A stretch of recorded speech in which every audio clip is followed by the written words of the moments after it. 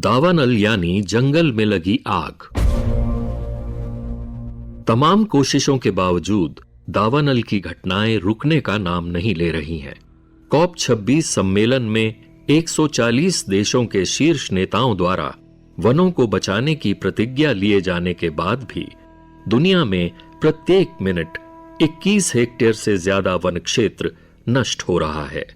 वनों के घटते आकार, मानव वन्य जीव संघर्ष और जलवायु परिवर्तन के चलते वनाग्नि इस दौर की विकराल चुनौती बन चुकी है।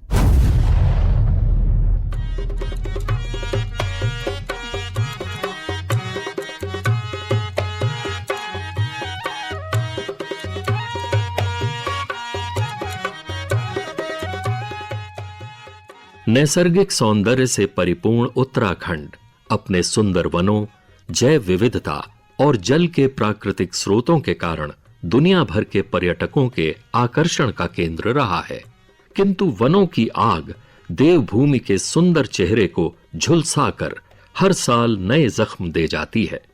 पर्यावरणविद कल्याण सिंह रावत। मई जून के महीने में आप देखेंगे तो पूरा उत्तराखंड धुएं से भरा रहता है। सारे जंगल जल रहे होते हैं, हजारों हेक्टेयर जंगल जल करके राख हो जाते हैं। और चूंकि ये हिमालय के नजदीक है तो इन जंगलों की जो आग है, लपक है, जो कार्बन डाइऑक्साइड है, इसका सीधा असर हिमालय पर पड़ता है और हिमालय के ग्लेशियर तेजी से पिघलने लग जाते हैं।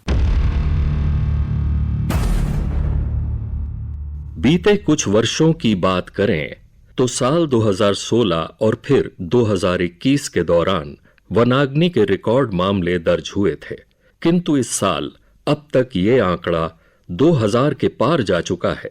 उत्तराखंड के वनाग्नि नोडल अधिकारी और मुख्य वन संरक्षक निशांत वर्मा। अगर हम पिछले 10 वर्षों का तुलनात्मक विवरण देखें तो इस बार अभी तक जो हमारी 15 फरवरी से 2159 घटनाएं हुई थी, जिसमें 3390 हेक्टेयर वन क्षेत्र जो है प्रभावित हुआ है। और अगर हम पिछले 10 सालों का रिकॉर्ड देखें तो हर एक तीसरे या चौथे साल में एक पीक आई है वनाग्नि घटनाओं की। वो उसका कारण ये है कि फ्यूल लोड जब एक्यूमुलेट हो जाता है तब बहुत ज़्यादा, मतलब एक 3-4 साल की साइकिल रहती है और फिर आग की घटनाएं जो है उस साल में बहुत ज़्यादा होती हैं। लेकिन पिछले साल भी जो है काफ़ी घटनाएं हुई थी। 2021 में 2813 घटनाएं हुई थी और उससे पहले फिर 2016 में जो है घटनाएं हुई थी। अधिकतर विशेषज्ञों का मानना है कि उत्तराखंड में दावाग्नि के बढ़ते मामलों का चीड़ के बढ़ते वन क्षेत्र से सीधा संबंध है। कल्याण सिंह रावत। दुखद बात यह है कि हमारे उत्तराखंड में सबसे ज्यादा चीड़ के जंगल हो गए हैं, जो ज्यादा पानी नहीं देते हैं, जो जंगलों पर आग लगाने के सबसे बड़े कारण है। और ये इस पर ऐसी आग लगती है जैसे पेट्रोल पर लगती है, और एक बार आग लग गई तो पूरे जंगल के जंगल भस्म हो जाते हैं और इनके साथ जो बांध के जंगल हैं ये भी खत्म हो जाते हैं। और इन जंगलों में रहने वाले जो जीव जंतु होते हैं, उनके घोंसले हैं, उनके आवास हैं, उनके बच्चे सब जल जाते हैं।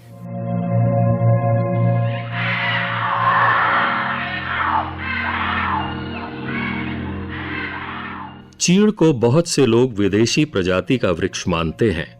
उनका कहना है कि इसे अंग्रेज अपने साथ लेकर आए थे। किंतु सेवानिवृत्त मुख्य वन संरक्षक RBS रावत इस बात को सिरे से खारिज करते हैं। ये जो हमारा पाइनस रॉक्स बरगाई है, जिसको हम लोग सामान्य भाषा में चीड़ कहते हैं, ये स्थानीय प्रजाति है। ये बाहर से लाए गए प्रजाति नहीं है।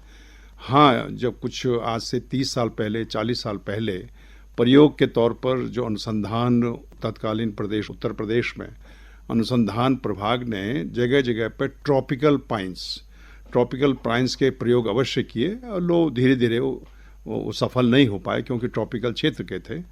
तो ये एक जो अवधारणा है कि चीड़ लगाए गए हैं, ये सरासर गलत है। चीड़ की नुकीली और लंबी सुइयों के आकार की पत्तियों को स्थानीय भाषा में पिरुल कहा जाता है। सूख जाने पर ये पत्तियां बेहद ज्वलनशील हो जाती हैं। भारतीय वन अनुसंधान संस्थान देहरादून में शोधरत वैज्ञानिक डॉक्टर विनीत कुमार। क्योंकि चीड़ की पत्तियां हिमालय क्षेत्र में पाई जाती हैं, तो यहाँ पर जो वाटर लॉस को बचाने के लिए वो नुकीली हो जाती हैं ताकि उनका वाटर लॉस कम हो। इसके पश्चात इनमें जो वैक्स की मात्रा है वो भी काफ़ी ज़्यादा पाई जाती है। ताकि वो पत्ती जो है काफ़ी लंबे समय तक रह सके और उसका क्षय ना हो, वो डिग्रेड ना हो। तो वैक्स जो है एक तरह से बर्निंग मटेरियल है जो कि बहुत तेज़ी से जलता है। जब ये पत्तियां धरती पे गिरती हैं फरवरी से लेकर मार्च अप्रैल तक, और अगर जंगल में कहीं भी आग लगती है तो ये पेट्रोल की तरह जलती हैं, क्योंकि वैक्स की जो ये पत्तियां हैं इसमें सेलुलोज, हेमीसेलुलोज, लिग्निन है जो कि सूख जाता है। सेलुलोज, कॉटन जो है सेलुलोज का बना हुआ है। तो हमारे पास एक ऐसा कपड़ा मिला जिसमें कि वैक्स की कोटिंग है। इसका मतलब ये हुआ कि हमने कपड़े पे पेट्रोल डाल दिया। तो चीड़ की पत्तियां इस तरह से कपड़े पर पेट्रोल डाला हुआ पदार्थ है जो जंगली क्षेत्र में पड़ा है। पिरुल के साथ साथ चीड़ वृक्ष के शंकु भी दावाग्नि को फैलाने का कारण बनते हैं।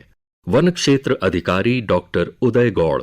पाइन का जो कोन होता है, जिसे हम लोग पाइन कोन कहते हैं, वो एक फायर बॉल का काम करता है। जैसे उसमें आग लगती है, वो पहाड़ों से नीचे लुढ़कता है और कितने ही किलोमीटर तक, काफ़ी किलोमीटर तक नीचे पहुंच जाता है, और फिर जो है उसी फायर बॉल के कारण जो है दोबारा आग लगती है।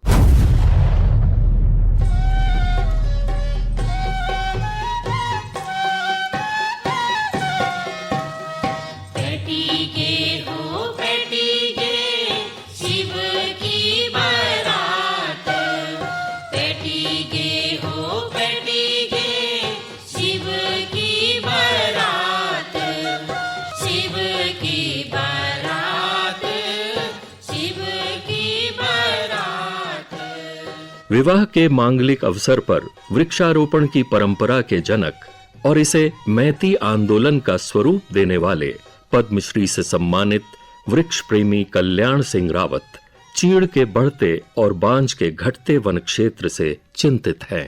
जब अंग्रेज यहाँ आए, ये तो हमारे देश में कमाने के लिए आए थे। ये तो एक कंपनी थी, ये कमाना चाहती थी। इन्होंने देखा कि पूरा उत्तराखंड का जो जंगल है तो सारे बांझ के जंगलों से भरा पड़ा है। तो उन्होंने क्या किया कि वो नैनीताल, मसूरी, रानीखेत, इन स्थानों में अंग्रेज ने अपने रहने के स्थान बनाए, ठंडे स्थानों में। अब उनको ठंड से बचने के लिए कोयला चाहिए था। इन्होंने बांझ के जंगलों को काट करके कोयले की बड़ी बड़ी भट्टियां बना करके कोयले तैयार किए और अपने लिए आग तापने के लिए काम किया। और धीरे धीरे ये कुमाऊं से लेकर और हमारे उत्तरकाशी के जंगल जो हैं धीरे धीरे बांझ के जंगलों के स्थान पर चीड़ के जंगल में तब्दील हो गए। और ये जंगल आज हमारे लिए सबसे ज़्यादा खतरनाक बने हुए हैं और धीरे धीरे ये बढ़ता ही जा रहा है। अगर इसको रोका नहीं जाएगा तो हमारे बचे हुए जो बांझ के जंगल हैं ये भी खत्म हो जाएंगे। तो फिर न तो हमारे पास ये मध्य हिमालय की नदियां होंगी और न हमारे पास पानी होगा। दरअसल बांझ के जंगल मिट्टी को नम बनाए रखने में बहुत सहायक होते हैं। पहाड़ के लोगों को यदि पानी ढूंढना हो तो वे जानते हैं कि ये उन्हें बांझ के जंगलों के आसपास ही मिलेगा। इसीलिए बांझ को पहाड़ का हरा सोना भी कहा जाता है। ये ग्रीन गोल्ड है, इसलिए कहते हैं कि बांझ का हर चीज हमारे कृषकों को लाभ पहुंचाता है। बांझ सबसे ज्यादा पानी जमीन को देता है। एक जो बांझ का स्वस्थ 50 साल का जो पेड़ है, ये 48 घंटे में 4000 गैलन पानी जमीन को देता है। बांझ की पत्तियां सबसे ज्यादा वायुमंडल में ऑक्सीजन देती है और सबसे ज्यादा कार्बन डाइऑक्साइड को अपने अंदर स्टोर करती है। बांझ की लकड़ी इतनी मजबूत होती है, इसकी लकड़ी से हमारे परंपरागत ढंग से सारे जो हमारे कृषि के औजार हैं, हल से लेकर जो भी है, ये सब बनाए जाते हैं। बांझ की जो पत्तियां हैं जानवरों के नीचे बिछावन के रूप में डाला जाता है और वो बिछावन जैसे जानवर होंगे तो उनके मल मूत्र से वो सन जाते हैं, उसके बाद उन पत्तियों को निकाल के ढेर कर लेते हैं। इतनी बढ़िया कंपोस्ट खाद बनती है कि हमारे पहाड़ों में यही खाद प्रयोग की जाती है, बांझ की खाद। और जिन खेतों में बांझ की खाद पड़ती है वहाँ जब फसल लहलहाती है तो पता लगता है कि ये कितनी उम्दा खाद है। तो ये इस प्रकार से ये बांझ हमारे लिए सब प्रकार से बहुत ज़्यादा कीमती है।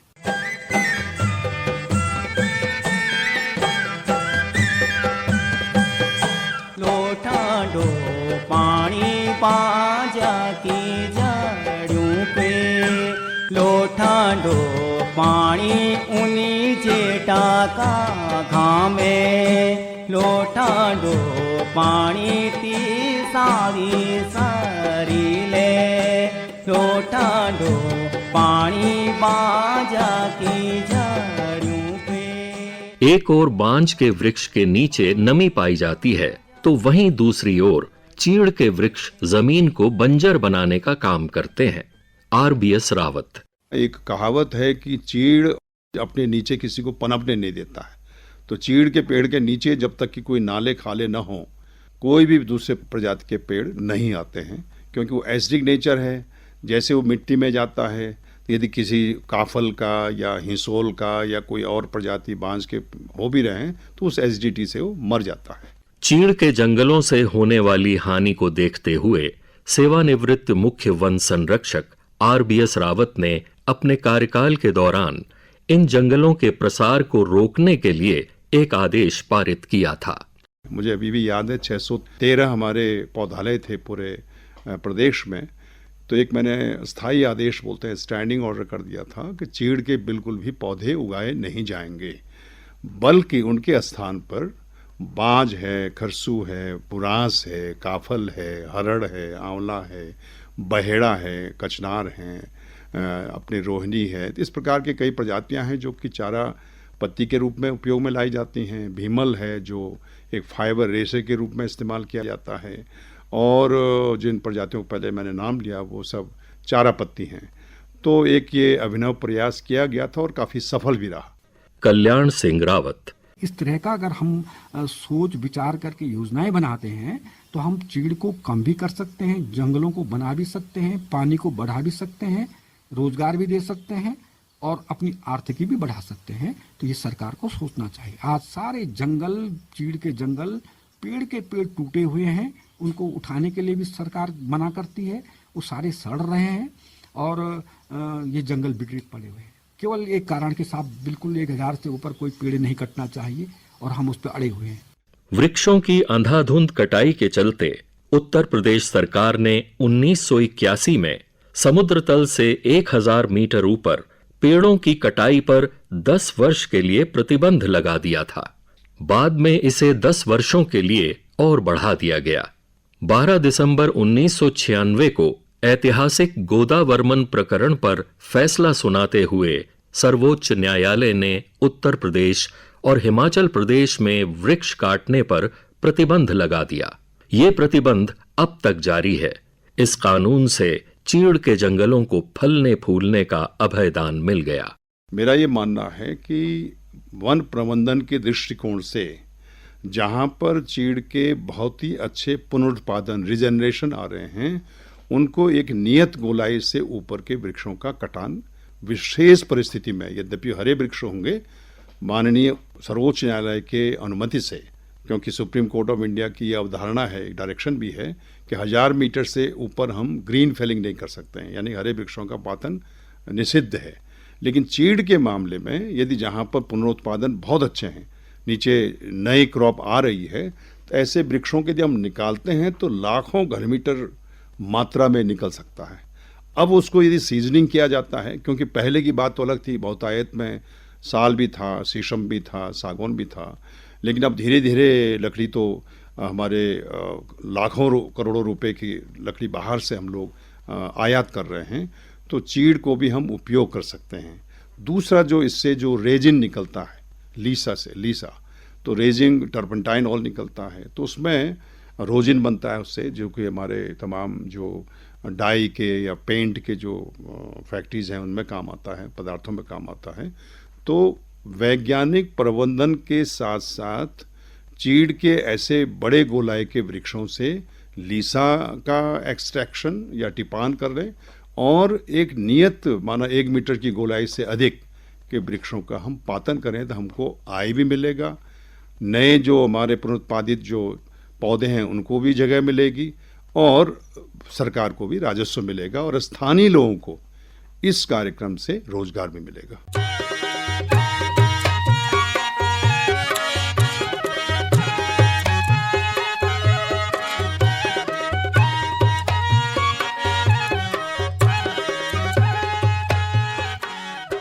वर्तमान परिस्थितियों में पिरुल से होने वाली वनाग्नि को रोकने का सबसे प्रभावी उपाय है पिरुल को वनों से हटाकर इनका अन्यत्र इस्तेमाल। भारतीय वन अनुसंधान संस्थान में शोधरत वैज्ञानिक डॉक्टर विनीत कुमार। इस्तेमाल करने के लिए काफ़ी प्रयास जो हैं विभिन्न विभिन्न विभागों द्वारा पहले भी किए गए हैं। और ये पत्तियां जैसे पशुओं को जहां बैठते हैं उनके लिए बिछौना, फलों और सब्जियों के लिए पैकिंग मटेरियल, पानी को रोकने के लिए बंद, इन सभी जगह में इस्तेमाल की जा रही हैं। अभी पिछले कुछ दिनों में उत्तराखंड में चीड़ की पत्तियों से बिजली उत्पादन का कार्य भी किया जा रहा है। लेकिन अगर हम सही तरह से देखें तो इनकी जो डिमांड है, जितनी पत्तियां मिल रही हैं और जितनी इस्तेमाल में की जा रही हैं, उसमें बहुत अधिक गैप है। और हमें जो है इस इस्तेमाल को सही दिशा में ले जाना है ताकि इसके उपयोग को धरातल पर उतारा जा सके तथा चीड़ की पत्तियां जंगल में उतनी ही मिलें जितनी की आवश्यकता है, और बाकी के संसाधन को हम जो है इस्तेमाल करके रोजगार भी पैदा करें। वन अनुसंधान संस्थान देहरादून द्वारा पिरुल पर लगातार शोध किया जा रहा है। संस्थान के वैज्ञानिकों को चीड़ की पत्तियों से मोम निकालने में सफलता मिल चुकी है। हमें वैक्स जो है 2% यील्ड में मिला और ये बहुत अच्छी क्वालिटी का वैक्स है। इस वैक्स को जो है हमने जो है एक केमिस्ट्री में कंपाउंड है लैक्टोन, जो कि बहुत महंगा होता है, हमने वो भी बनाया, परंतु इसकी कीमत अधिक थी तो इसको धरातल पर नहीं उतारा जा सका। और अनुसंधान कार्य करते हुए हमें यह एहसास हुआ कि यह पत्तियां जो है बहुत अच्छी क्वालिटी का रेशा दे सकती हैं। तो हमने इस दिशा में कार्य किया तथा हमें काफ़ी अच्छी सफलता मिली और हम आजकल चीड़ की पत्तियों से रेशा निकाल रहे हैं। हमने जो है इसके रेशा निकालने की विधि को पेटेंट भी कराया है। पिरुल से रेशा प्राप्त करने के लिए बहुत कम संसाधनों की आवश्यकता होती है। इसके लिए न बिजली चाहिए न महंगे उपकरण। अगर आपके घर में बाल्टी है और पानी है, सिर्फ 2 चीज़ें आपको चाहिए जो हर घर में होती है, तो हम इन पत्तियों से रेशा निकाल सकते हैं। रेशा निकालने के बाद इस रेशे से हम रस्सी, कपड़ा, योगा चप्पल, दरवाजे का बिछौना, कुछ भी पदार्थ हम जो चाहें घरेलू जो पदार्थ है वो बना सकते हैं। एक अनुमान के अनुसार उत्तराखंड में हर साल 15 लाख मीट्रिक टन पिरुल चीड़ के वृक्षों से जमीन पर गिरता है। लगभग 60% पिरुल आसानी से निकाला जा सकता है। तो हमारे पास 9 लाख मीट्रिक टन पत्तियां हैं जिनका हम इस्तेमाल कर सकते हैं। और इन पत्तियों से रेशा निकालने के लिए, क्योंकि हमें किसी उपकरण की ज़रूरत नहीं है, तो ये पहाड़ के किसी भी कोने में जाके ये रेशा निकाला जा सकता है। अगर हम 1 किलो चीड़ की पत्ती लें तो हमें उससे 400 से 450 ग्राम रेशा हमें मिल जाता है। और अगर हम रेशे की बात करें तो 1 किलो रेशा निकालने के लिए हमें लगभग 50 रुपये से लेकर 90 रुपये कीमत आती है। उसका कारण ये है कि हमें रेशा मोटा चाहिए या पतला चाहिए। अगर मोटा रेशा चाहिए तो हम उससे रस्सी बना सकते हैं जिसकी कीमत 50 रुपये किलो है। और अगर हमें बारीक रेशा निकालने हैं जिससे हम हथकरघा उद्योग में कपड़ा बना सकते हैं, उसकी कीमत लगभग 90 रुपये आती है। अब अनुसंधान को जनता तक पहुंचाने के लिए हमारी फॉरेस्ट डिपार्टमेंट से बात चल रही है और हम ये चाहते हैं कि जो कार्य हमने लैब में किया है, हम इस टेक्नोलॉजी को फॉरेस्ट डिपार्टमेंट को ट्रांसफ़र करें, जिसके लिए हमारी बातचीत Uttarakhand bamboo and fibre board से चल रही है। वो काफ़ी इसमें जो है प्रयास कर रहे हैं कि हम इस टेक्नोलॉजी को गांव-गांव तक पहुंचा सकें ताकि वन अग्नि ना हो और रोजगार हम उत्पन्न कर सकें।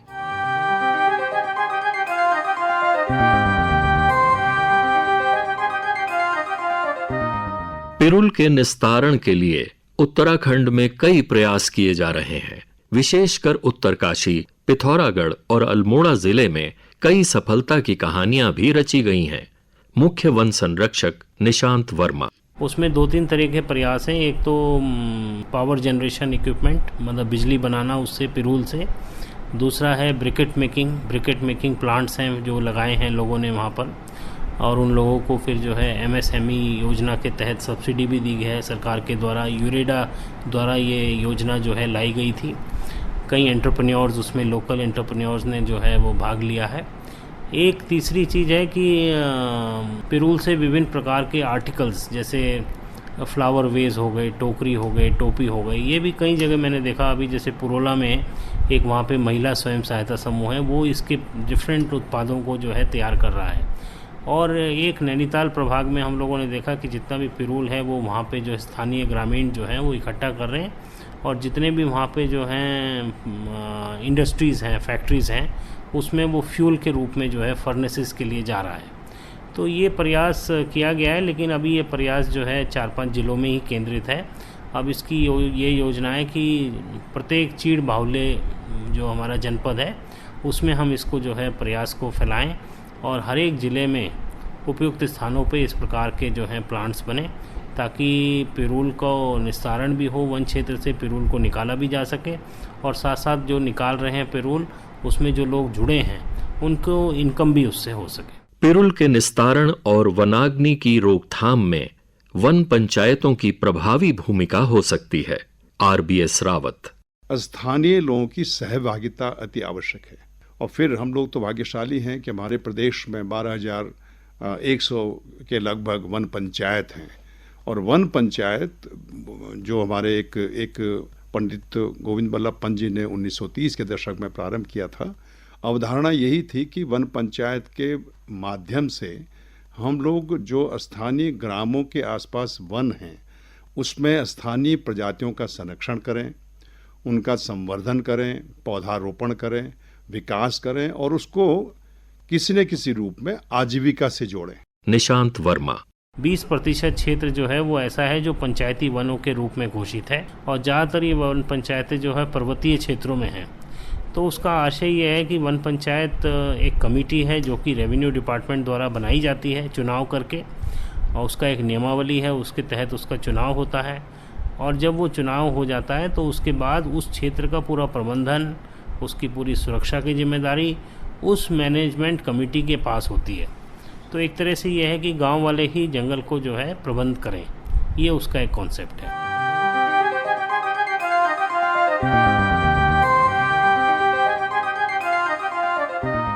वनों के समीप रहने वाले समुदायों के लिए जंगल सदैव पूजनीय रहे हैं। उत्तराखंड सहित देश के विभिन्न समुदायों के देववन इस बात के जीते जागते प्रमाण हैं। लेकिन पिछले कुछ वर्षों से इन लोगों को जंगल से बेदखल कर दिए जाने के कारण वनों के प्रति इनकी संवेदनशीलता लगातार कम हो रही है। टिहरी जिले के श्रीकोट ग्राम के निवासी अमीन्द्र बिष्ट। हम लोग जो चौड़ी पत्तियों के जो वृक्ष हैं, जो चौड़ी पत्तियों का जो पूरा वन है उस पर निर्भर है, और उसके साथ हमारी एक आत्मीयता रही है कई पीढ़ियों से। लेकिन पिछले कुछ समय से जब से कुछ सरकारी दखल बढ़ा है जंगलों पर, तो उनको पत्ती के लिए भी उनको इजाज़त लेनी पड़ती है, सूखी लकड़ी के लिए भी इजाज़त लेनी पड़ती है। फ्री ग्रांट जो सरकार देती थी वो फ्री ग्रांट से भी हम लोगों को दूर रखा जाने लगा है।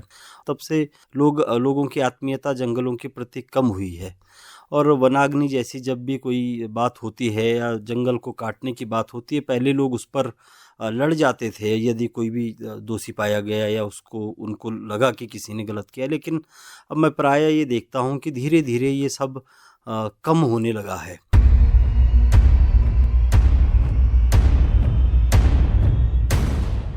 स्थानीय लोगों को अधिक से अधिक हम सहभागिता लें। RBS रावत। उनके विश्वास को जीते, उनको ये लगे कि हाँ, ये वन क्षेत्र हमारे हैं, सरकार का नहीं है, वन विभाग का नहीं है, बल्कि हमारे वन हैं। और यदि हमारे बांज बुरांस के वन क्षेत्र सुरक्षित रहेंगे, संरक्षित रहेंगे, तो उसका सीधा सीधा असर चारा पत्ती, ये तो जो दिन प्रतिदिन की जो बात आवश्यकता है वो तो अलग है, लेकिन जल संरक्षण पर उसका बहुत असर पड़ता है।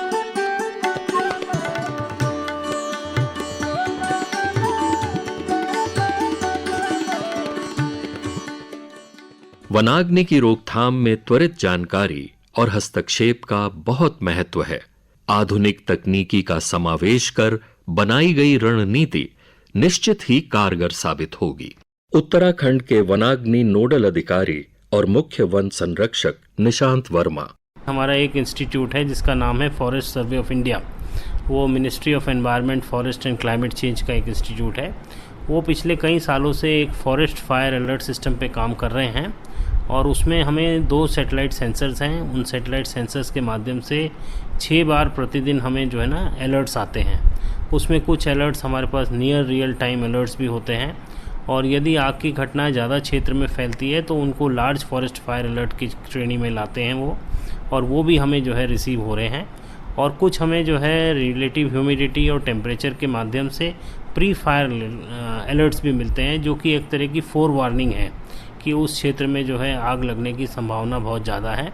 तो इस 3 प्रकार के जैसे ही अलर्ट्स हमसे मिलते हैं तो हमने एक व्हाट्सएप ग्रुप तैयार किया हुआ है, जहां हमारे DFOs और जो हमारे फील्ड के रेंज ऑफिसर्स हैं वो हैं, तो उनको हम लोग डिसेमिनेट कर देते हैं। दूसरा, उनके अलर्ट सिस्टम से वो मोबाइल के ज़रिए भी सब्सक्राइब्ड हैं, तो सीधे उनके पास भी मैसेज आ जाता है। तो ये तो हुआ सैटेलाइट के माध्यम से वन अग्नि घटना की जानकारी प्राप्त करना। दूसरा, जो हमारे फील्ड क्षेत्र हैं वहाँ पर भी जितने भी गांव हैं, बसायते हैं, वहाँ के जो जनप्रतिनिधि हैं उनके साथ भी बीच बीच में गोष्ठी करके, उनके साथ संवाद करके अपने नंबर्स विभाग के अधिकारियों कर्मचारियों ने शेयर किए हुए हैं। और पब्लिक के माध्यम से भी हमें जो है जब भी कोई मौके पे घटना की होती है तो उसकी सूचना आ जाती है। तो उससे भी हमें जैसी सूचना मिलती है तो हम लोग, हमारी जो संबंधित क्रू स्टेशन की टीम है वो वहाँ पर पहुँचती है।